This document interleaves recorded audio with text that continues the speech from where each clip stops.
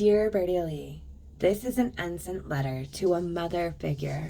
I would start this letter off by calling you Mom, but that is not a title you deserve to be called, at least not by me, because we don't even remotely share the same DNA. Now, you just married my father and I was forced to call you Mom. Not anymore, though. I broke free from your prison a long time ago.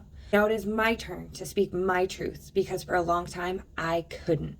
That is right, my truths, because you ensured I was so afraid that I couldn't speak them. Because we sure didn't want to destroy your perfect character. I mean, it was easy for you to tell the world things like, oh, she's evil, she's just a troubled kid, or even, she has a bad habit of lying. You sure presented as Mother of the Year in public. Behind closed doors, though, that was a different story. Now, I know I came with my own issues and trauma when I was introduced back into my father's home with you and your kids already established. So at times I could be difficult, but I never deserved what I was put through with you.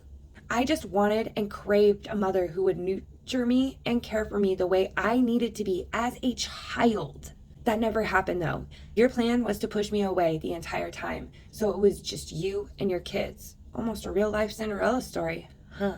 Shit, I had no real bed for the first 3 or 4 years I lived in your household before I got an actual bed that was mine to sleep in. This was all before we moved, so I remember it very clearly.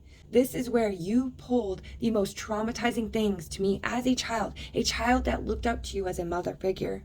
This one, I do not remember what I did wrong, or if it was one of those times I was blamed after generally the youngest did something wrong. You had me stand with my nose to a small circle in the wall for close to 14 hours. Now that I think about it, I was bawling and begging that I was telling the truth. I know it was late only because my father came home from working the alfalfa fields that day.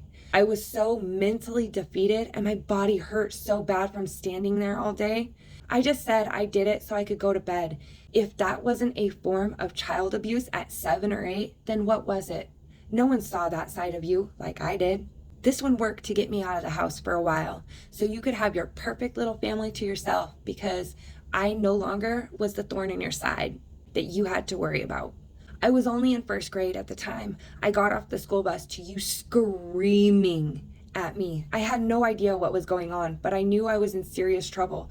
You claimed I had one of those little butter knife spreader things that I took to school and stabbed your youngest kid with. I knew I did not do this, but you magically had it in your hand. It then became my word against yours.